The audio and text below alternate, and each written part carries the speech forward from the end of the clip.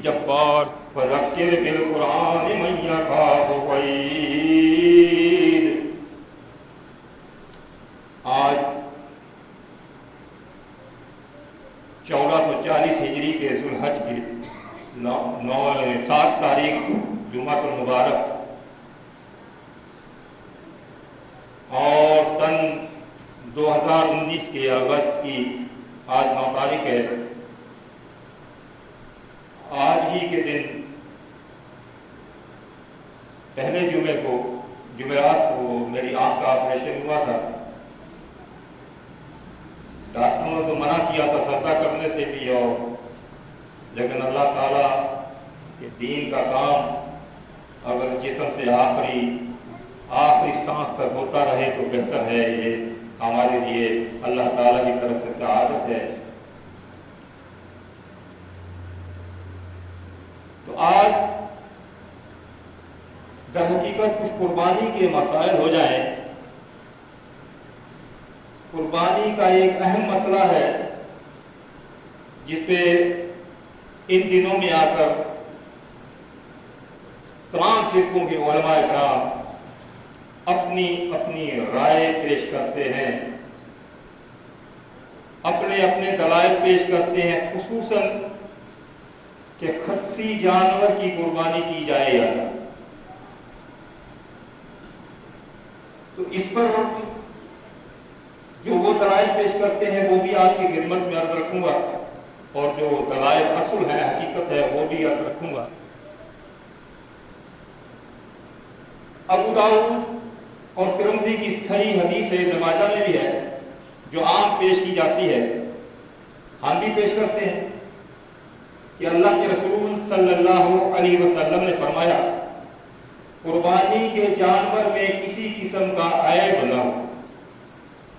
پھر آگے فرمایا نہ آنکھ میں، نہ کان میں، نہ سینگ میں، نہ ٹانگ میں، نہ بیمار ہو، نہ کمزور ہو، نہ لنگڑا ہو۔ یہ الفاظ حدیث میں موجود ہیں۔ اب اعتراض کرنے والے کہتے ہیں کہ اس حدیث میں جو عیب جانور میں ہے وہ سب بیان کر دیے گئے ہیں، کہ وہ عیب نہ تو آنکھ میں ہو، نہ کان میں ہو، نہ سینگ میں ہو، نہ ٹانگ میں ہو، نہ بیمار ہو، نہ کمزور ہو، نہ لنگڑا ہو۔ یہ عیب وہ کہتے ہیں کہ اللہ کے رسول صلی اللہ علیہ وسلم نے نام لے کر بتا دیا۔ اب وہ کہتے ہیں کہ اگر خصی ہونا عیب ہوتا تو آپ صلی اللہ علیہ وسلم اس کا بھی نام لے کر بتاتے۔ یہ ان کا اعتراض ہے۔ اور وہ کہتے ہیں کہ ایک تو خصی ہونا عیب اس میں شمار نہیں اس حدیث، اور دوسرا یہ کہ آپ صلی اللہ علیہ وسلم نے خصی جانور کی قربانی کی ہے، تو اس لیے خصی جانور کی قربانی وہ کہتے ہیں جائز ہے۔ لیکن ہم اس کے جواب میں کیا دلائل دیتے ہیں؟ بھائی ٹھیک ہے، اس میں جو چند عیب کے نام لیے گئے ہیں، تو اس کے علاوہ یہ کہاں ہے کہ اس کے علاوہ اور کوئی عیب نہیں؟ یہ جو نام دیے گئے ہیں اس کے علاوہ یہ کہاں ہے کہ اس کے علاوہ اور کوئی عیب نہیں؟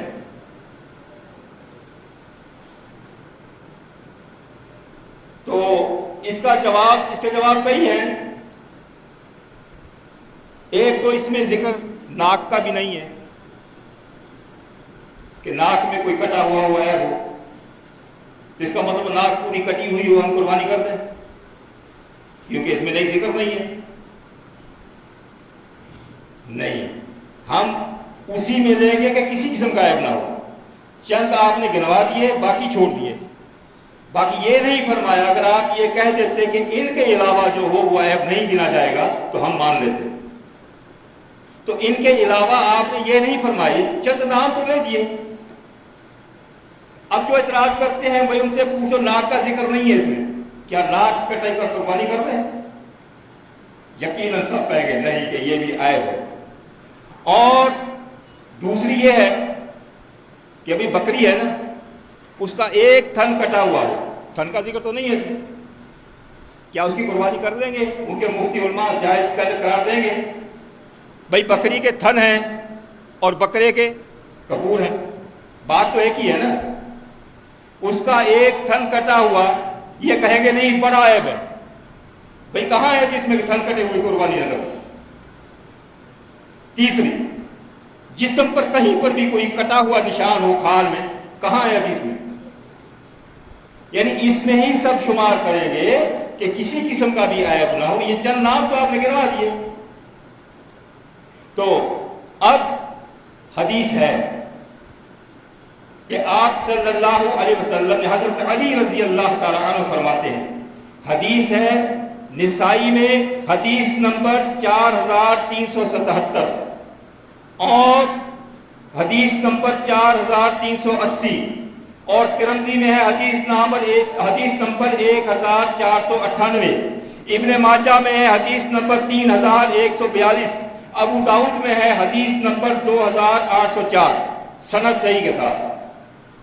حضرت علی رضی اللہ تعالیٰ عنہ فرماتے ہیں کہ نہا رسول اللہ صلی اللہ علیہ وسلم، کہ اللہ کے رسول صلی اللہ علیہ وسلم نے ہمیں منع فرمایا، نہا وما نہاکم عنہ فانتہوا، اللہ نے فرمایا جس سے میرا نبی روکے رک جاؤ۔ تو حضرت علی فرماتے ہیں رضی اللہ تعالیٰ عنہ کہ اللہ کے رسول صلی اللہ علیہ وسلم نے ہمیں منع فرمایا ان یہ کہ یذبح، کہ ہم اضحیٰ کریں، ذبح کریں، قربانی کا جانور کو ذبح کریں، کون سا؟ بمقابلہ، کان آگے سے کٹا ہوا ہو، اور مدابرہ یا پیچھے سے کٹا ہوا، کان آگے سے کٹا ہوا ہو یا پیچھے سے۔ اب یہ اس حدیث میں تو نہیں آگے پیچھے کا ذکر، سمجھ گئے؟ تو پھر آپ صلی اللہ علیہ وسلم فرمایا او شرقا، یا جو ہے کان پھٹا ہوا ہو، کٹا ہوا ہو الگ چیز ہے، اور پھٹا ہوا چیز ہے یہ الگ چیز ہے۔ یہ تمام چیزیں اس حدیث میں نہیں ہے ابو داؤد والی۔ کان آگے سے کٹا ہوا ہو، پیچھے سے کٹا ہوا ہو یا پھٹا ہوا ہو، ایسے جانور کی قربانی کرنے سے اللہ کے رسول صلی اللہ علیہ وسلم نے منع فرمایا۔ اور خرقہ، خرقہ کے معنی ایک تو ہے کان میں گول سوراخ ہونا، یہ بھی معنی ہے، اور اس کے دوسرے معنی یہ بھی ہیں کہ کسی اعضاء میں، کسی عضو میں جانور کے کوئی بھی کٹا ہوا نہ ہو، کوئی عضو کٹا ہوا نہ ہو۔ کیا کپور عضو نہیں ہے یا اعضاء میں شمار نہیں ہے؟ تو آگے فرمایا او جتا، یہ الفاظ فرما دیا آپ صلی اللہ علیہ وسلم نے کہ جانور کے پورے جسم میں تمام اجزاء جو ہیں صحیح و سلامت ہو، کسی اجزاء میں سے کسی عضو میں کوئی بھی کسی قسم کا نقص نہ ہو، کوئی قسم کا عیب نہ ہو کسی بھی۔ کیا یہ کپور اعضاء میں شمار نہیں ہے؟ تو اس حدیث سے ثابت ہو گیا کہ صرف یہ نہیں ہے جن کے نام لے دیے، نام تو آپ نے ویسے گنوا دیے، ان ناموں کے علاوہ بھی آپ صلی اللہ علیہ وسلم نے یہ ارشاد فرما دیا کہ کسی بھی قسم کا جو ہے عیب نہ ہو، جسم کا کوئی بھی حصہ کٹا ہوا عیب دار، کٹا ہوا بھی نہ ہو عیب دار بھی نہ، کوئی بھی حصہ۔ تو لہذا بکرے کے کافور بھی یہ جسم کا حصہ ہے، جب ان کو کاٹ دیا جاتا ہے یا ان کو پھوڑ دیا جاتا ہے تو یہ نقص ہو جاتا ہے، وہ اعضاء کم ہو جاتا ہے اس میں سے، تو کم ہو گیا تو اللہ کے رسول صلی اللہ علیہ وسلم کے سامنے موجود آ گیا۔ اب یہ تو ہوئے ہمارے دلائل کے کھسی جانور کی قربانی، یہ کھسی عیب ہے، اور عیب دار جانور کی قربانی کرنا اللہ کے رسول صلی اللہ علیہ وسلم نے منع فرما دیا۔ اب جو یہ کہتے ہیں کہ آپ صلی اللہ علیہ وسلم نے ہمیں تو منع کر دیا، خود کھسی کیوں جانور قربانی کیا، یہ بھی کہتے ہیں۔ اس کے محدثین نے دو اصول اپنائے ہیں۔ ایک تو یہ کہ آپ صلی اللہ علیہ وسلم کا جب قول اور فعل ایک دوسرے کے خلاف آ جائیں تو پھر امت جو ہے قول یعنی حکم کی پابند ہے، فعل کی نہیں۔ اس کا ثبوت دیا جا سکتا ہے۔ جو شخص کہتے ہیں کہ آپ صلی اللہ علیہ وسلم نے خصی جانور کی قربانی کی اس لیے ہمیں بھی کرنی چاہیے، جائز ہے، سنت ہے، کہتے ہیں کیا سنت ہے، تو پھر ان لوگوں کی خدمت میں گزارش ہے کہ صحیح مسلم کی حدیث ہے اللہ کے رسول صلی اللہ علیہ وسلم کی 9 بیویاں تھیں آخری وقت تک۔ کتنی؟ تو اس حدیث سے 9 بیویاں رکھنا سنت ثابت ہوا، ان کے قانون کے مطابق جو یہ کہتے ہیں۔ لیکن کیا آج کوئی 5 بیویاں رکھ سکتا ہے اس حدیث کو پیش کر کے کہ جی سنت ہے؟ نہیں، وہ اسی اصول کو اپنائیں گے جو محدثین نے اپنایا تھا، جہاں قول اور فعل میں فرق آ جائے تو ہم قول حکم کے پابند ہیں۔ آپ صلی اللہ علیہ وسلم کی 9 بیویاں تو تھی، لیکن ہمیں 4 سے زیادہ منع کر دیا گیا ہے، اس لیے ہم 9 کو ثبوت نہیں دیں گے، وہ آپ کا اپنا فعل تھا، ہم نے حکم پہ عمل کرنا ہے، اس لیے ہم جو ہیں وہ 4 پر ہی عمل کریں گے۔ ایک اصول تو یہ ہے۔ دوسرا اصول انشاءاللہ میں بتاؤں گا، اللہ تعالیٰ ہمیں سمجھنے کی توفیق عطا فرمائے۔ وَأَقُولُ قَوْلِي هَذَا أَسْتَغْفِرُ الْمَجِيدُ۔ تو میں عرض کر رہا تھا محدثین کا ایک اصول تو آپ نے سن لیا، جب قول و فعل سامنے آ جائیں تو پھر امت آپ صلی اللہ علیہ وسلم کے حکم کی پابند ہے، پھر فعل کی نہیں۔ کافی ثبوت دیے جا سکتے ہیں ایسے، آپ صلی اللہ علیہ وسلم نے خود کھڑے ہو کر پانی پینے کا ثبوت ملتا ہے مثلا، لیکن ہمیں منع کر دیا، ہم منع کے پابند ہیں۔ تو اسی طرح یہ بھی مسئلہ ہے۔ اور دوسرے اصول کو بیان کرنے سے پہلے میں آپ کے سامنے یہ حدیث پیش کرتا ہوں، ابو داؤد کی حدیث نمبر 2796 اور ترمذی کی حدیث 1496 اور نسائی میں حدیث ہے 4395، ابن ماجہ میں ہے 3128 صحیح سند کے ساتھ۔ ابو سعید خدری رضی اللہ تعالیٰ عنہ فرماتے ہیں ذبح رسول اللہ صلی اللہ علیہ وسلم بکبش، کہ آپ صلی اللہ علیہ وسلم قربانی کے لیے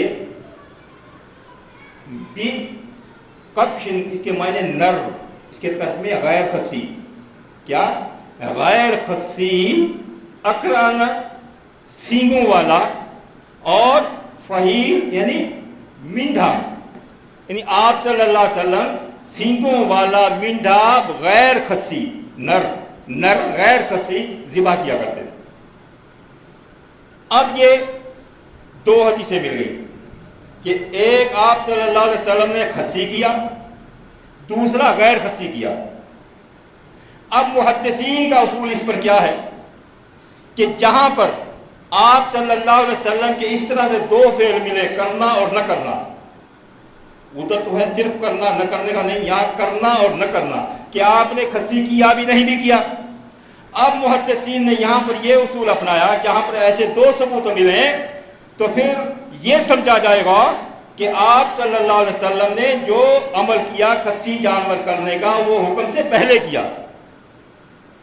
لیکن جب آپ صلی اللہ علیہ وسلم نے حکم فرما دیا کہ آج کے بعد خصی جو ہے عیب والا نہیں کرنا، تو اس کے بعد آپ صلی اللہ علیہ وسلم نے خصی ذبح کیا۔ مسئلہ واضح ہو گیا۔ یہ محدثین کا اصول ہے جو حدیث کو سمجھتے ہیں، ان کے اصول کے مطابق جب اب آپ کے دونوں فعل آ گئے، ایک حدیث میں کہ آپ صلی اللہ علیہ وسلم نے خصی کیا، دوسرے میں ہے غیر خصی کیا، تو آپ اس حدیث کو ملا کر یہ مسئلہ نکلے گا کہ وہ جو خصی آپ صلی اللہ علیہ وسلم نے کیا وہ حکم دینے سے پہلے کیا، اور جو غیر خصی کیا وہ آپ صلی اللہ علیہ وسلم نے امت کو حکم فرمانے کے بعد کیا۔ اور اس لیے سورہ حشر کی آیت نمبر 7 ہے، اللہ تعالیٰ نے فرمایا وَمَا آتَاكُمُ الرَّسُولُ فَخُذُوهُ وَمَا نَهَاكُمْ عَنْهُ فَانْتَهُوا، میرا رسول تمہیں جو دے اسے لے لو، میرا رسول جو تمہیں دے اسے لے لو، وَمَا نَهَاكُمْ عَنْهُ فَانْتَهُوا، اور جس چیز سے میرا رسول روکے رک جاؤ۔ اب اللہ کے رسول صلی اللہ علیہ وسلم نے ہمیں عیب دار جانور قربانی کرنے سے منع فرمایا ہے، ہمیں رک جانا چاہیے، اور خصی ہونا یہ عیب ہے، حدیثیں میں نے ثبوت دے دیے کہ جسم کا حصہ ہے وہ نکال دیا جاتا ہے، تو یہ بہت بڑا عیب ہے، تو اس لیے ہمیں اس سے رک جانا چاہیے۔ اور اللہ کے رسول صلی اللہ علیہ وسلم خود فرماتے ہیں، ابن ماجہ میں صحیح سند سے حدیث ہے، حضرت آپ صلی اللہ علیہ وسلم فرمایا وَمَا أَمَرْتُكُمْ بِهِ فَخُذُوهُ، وہ آیت اللہ نے فرمایا، یہ اللہ کے رسول صلی اللہ علیہ وسلم نے خود فرما دیا کہ میرے امتیوں جس کام کا میں تمہیں حکم دوں وہ کیا کرو، وَمَا نَهَيْتُكُمْ عنہ فانتہوا، اور جس سے میں تمہیں منع کروں اسے رک جایا کرو۔ اب یہ یہاں پر منع میں یہ نہیں آئے گا پھر جس پہ میں عمل کرتا ہوں وہ کرو، تو ہم نے منع پہ جو ہے عمل کرنا ہے، اور جو آپ صلی اللہ علیہ وسلم حکم دیا ہے اس پہ عمل کرنا ہے، منع پہ نہیں کرنا۔ تو اب اصل میں جو ہے ایک اور اس کے اندر نقطہ آتا ہے کہ رواہ البزار میں ہے مجمع الزوائد حدیث نمبر 9368 میں حضرت عبداللہ بن عباس رضی اللہ تعالیٰ عنہ فرماتے ہیں، جسے میرا رسول بولو کہ رک جاؤ، ان رسول اللہ صلی اللہ علیہ وسلم، کہ بے شک اللہ کے رسول صلی اللہ علیہ وسلم نے فرمایا، ان صبر ذی الروح، کہ ایک تو جاندار چیز کو باندھ کر تیر اندازی کرنا، اس سے آپ صلی اللہ علیہ وسلم نے فرمایا، وعن اقصاء البہائم، اور دوسرا کہ جانور کو کھسی کرنے سے، شدیدن لفظ ہے شدیدن، شدید یہ سختی سے منع فرمایا ہے۔ اب غور کریں، اللہ کے رسول صلی اللہ علیہ وسلم نے جانور کو کھسی کرنے سے سختی سے منع فرمایا ہے۔ اب قرآن مجید میں ہے سورہ مائدہ آیت نمبر 2،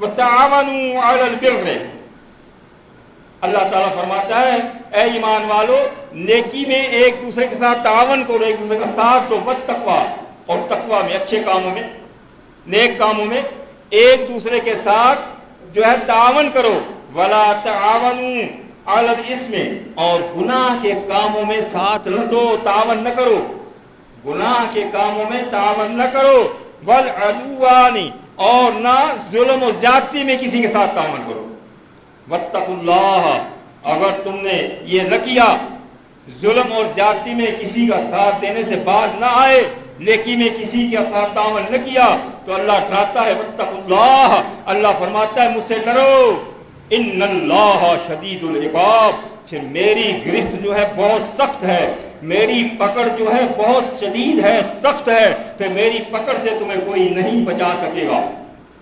آپ بتائیں اس آیت کی روح سے جانور کو کھسی کرنا اس کے پر ظلم اور زیادتی ہے یا نہیں؟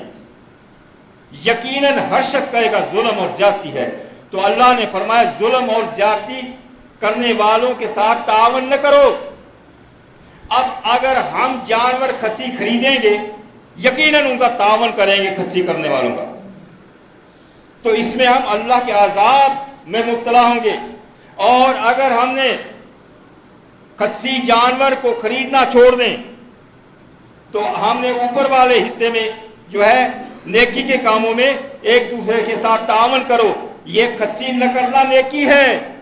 اللہ کے رسول صلی اللہ علیہ وسلم نے فرمایا سب سے بڑی نیکی کہ کھسی کرنے سے سخت منع فرمایا، اور اس پر عمل کرنا، اس کی جو ہے ساتھ دینا، اس کے ساتھ تعاون کرنا، یہ اجر ہے۔ اب ہم جب کھسی جانور نہیں خریدیں گے تو اس جانور کے ساتھ ہم تعاون کر رہے ہیں کہ کوئی اس کو کھسی نہ کرے، اس آیت پہ عمل ہو رہا ہے۔ اور اگر ہم کھسی جانور خرید رہے ہیں تو ہم اس پہ عمل کر رہے ہیں کہ کھسی کرنے والے کا ہم تعاون کر رہے ہیں، ہاں جی تو کر، ہم خریدیں گے۔ اللہ کے بندو، ضد میں آ کر، انا پرستی میں آ کر کیوں حق کا انکار کرتے ہو؟ میں تو کہتا ہوں جو جانور کو کھسی کرتا ہے نا، جو جانور کو کھسی کرتا ہے تو ان کے ساتھ بھی پکڑ کے ان کا ایک کھسیہ توڑنا چاہیے، ان کو پتا ہو کہ کتنی تکلیف ہوتی ہے اس میں۔ اور اللہ کے رسول صلی اللہ علیہ وسلم تو رحمت للعالمین ہیں، انسانوں کے لیے نہیں جانوروں کے لیے بھی، تو جانوروں پہ بھی رحم کا حکم فرمایا کہ اس کے ساتھ ظلم نہ کرو، یہ کھسی کرنا بہت بڑا ظلم ہے۔ لیکن کتنے ہر دھرم ہے علماء کرام، اتنے دلائل ہونے کے باوجود پھر بھی بس ضد ہے کہ نہیں جی کھسی کرنا ہے، کرنا ہے، کرو بھائی، اللہ کے ہاں حساب دو گے، قیامت کے دن خود ہی پتہ پڑ جائے گا۔ تو اب ہے مسائل کچھ۔ جو شخص قربانی کا ارادہ کرے ذوالحج شروع ہونے کے بعد جب تک قربانی نہ کر لے، نہ بال کترے، نہ ناخن کترے، نہ زیر ناک مونڈے، نہ بغل کے بال اکھاڑے، اور قربانی ذبح کرنے کے بعد یہ سب کچھ کرنا ہے۔ یہ صحیح مسلم کی حدیث۔ قربانی کرنے کے بعد سب کچھ یہ کرنا ہے. اور قربانی کو ذبح کرتے وقت کتنا خیال رکھا گیا ہے کہ اس کو احسن اچھے طریقے سے ذبح کریں تاکہ اس کو تکلیف نہ ہو. چھری کو اچھی طرح تیز کر لیں تاکہ ذبح کرتے وقت اس کو تکلیف نہ ہو. صحیح مسلم و طبرانی میں بہقی میں یہ حدیث ہے. اور چھری جو ہے دیکھو کتنا خیال رکھا اللہ کے رسول صلی اللہ علیہ وسلم رحمۃ اللہ علیہ نے کہ جانور کے سامنے بھی تیز نہ کرو. کیوں؟ وہ دیکھ کر اسے تکلیف ہوگی جانور کو. جانور سمجھتا ہے کہ جو میرے لیے جو ہے تیز کی جا رہی ہے. تو آپ صلی اللہ علیہ وسلم نے یہ بھی منع فرما دیا. اب جو ہے قربانی ذبح کرنے کا طریقہ جو ہے، قربانی ذبح کرنے سے پہلے دعا پڑھنی ہے، لیکن بعض لوگ پڑھتے ہی نہیں. یہ ابو داؤد اور ابن ماجہ میں دعا ہے، صحیح سند سے احمد میں بھی ہے. انی، پہلے دعا پڑھنی ہے، انی وجہت وجہ للذی فطر السماوات والارض علی ملت ابراہیم حنیفا مسلما وما انا من المشرکین. ان صلاتی و نسکی و محیای و مماتی للہ رب العالمین لا شریک لہ و بذالک امرت وانا من المسلمین. ترجمہ نہیں پڑھ رہا میں، خود پڑھ لینا. قربانی کو ذبح کرنے سے پہلے یہ اقرار کرنا پڑتا ہے وانا من المسلمین، کہ میں مسلمین میں سے ہوں. ارے بھائی وہ فقہ والوں سے میری گزارش ہے، وانا من الدیوبندی کہہ کے ذبح کرے قربانی ہو جائے گی. وانا من اہل حدیث کہہ کے قربانی کرے ذبح ہو جائے گی. وانا من البریلوی کہہ کے ذبح کرے قربانی ہو جائے گی. اپنے کسی بھی جو بھی جماعتوں کے نام ان کا نام لے کر کریں قربانی ہوئے گی؟ نہیں ہوئے گی. تو جماعت المسلمین آپ کو یہی دعوت دیتی ہے کہ بس من اللہ کے رسول صلی اللہ علیہ وسلم جیسے بتایا ویسے ہی عمل کرنا ہے. صحیح بخاری کی حدیث مجھے یاد آ رہی ہے، ہمیں ایک لفظ بھی آگے پیچھے نہیں کرنا دین میں. آپ صلی اللہ علیہ وسلم نے ایک صحابی کو دعا سکھائی، آمنت بکتابک الذی انزلت، اس کے الفاظ ہیں آمنت بکتابک الذی انزلت و بنبیک الذی ارسلت. کچھ دنوں کے بعد وہ صحابی اللہ کے رسول صلی اللہ علیہ وسلم کی خدمت میں حاضر ہوئے. اے اللہ کے رسول صلی اللہ علیہ وسلم، یہ دعا سنیں. تو دعا سنا رہے ہیں، آمنت بکتابک الذی انزلت، تو وہاں تھا وَبِنَبِيِّكَ الَّذِي، تو صحابی پڑھتا ہے وَبِرَسُولِكَ الَّذِي أَرْسَلْتَ. اب غور کریں ذرا الفاظ پر. نبی کی جگہ اللہ اس صحابی نے رسولے کا پڑھ دیا، حالانکہ آپ صلی اللہ علیہ وسلم نبی بھی ہیں رسول بھی ہیں، نبی بھی ہیں رسول بھی ہیں. لیکن آپ صلی اللہ علیہ وسلم فرمایا نہیں، یہاں نبی کا ہے، جہاں نبی ہے وہاں رسول کہنا حق نہیں ہے. نبی کی جگہ نبی کا کہو. تو اسلام تو یہ سکھاتا ہے بھیا ہمیں لا الہ الا اللہ محمد رسول اللہ کلمہ پڑھتے ہیں تو لا الہ الا اللہ محمد النبی اللہ کہہ کے دکھاؤ. سارے فرقے کفر کی فتویٰ لگا دیں گے انہوں نے کلمہ بدل دیا. کیا اللہ کے محمد صلی اللہ علیہ وسلم اللہ کے نبی نہیں ہے؟ نہیں. جہاں پر جو الفاظ جو ترتیب اللہ کے رسول صلی اللہ علیہ وسلم دی ہے ہمیں وہی رکھنی ہے. تو مقصد یہ ہے کہ قربانی کے متعلق یہ پمفلٹ بھی ہے میرا لکھا ہوا، اس میں مکمل ہے، وقت پورا ہو گیا ہے. نماز کے بعد آپ تمام حضرات یہ پمفلٹ لیں اور خود بھی پڑھیں، ان کی فوٹو کاپیاں کرا کے اور تقسیم کریں تاکہ یہ دعا کم از کم سب کے سامنے آ جائے. اللہ تعالیٰ ہمیں جو کچھ سنایا اس پر عمل کرنے کی توفیق عطا فرمائے.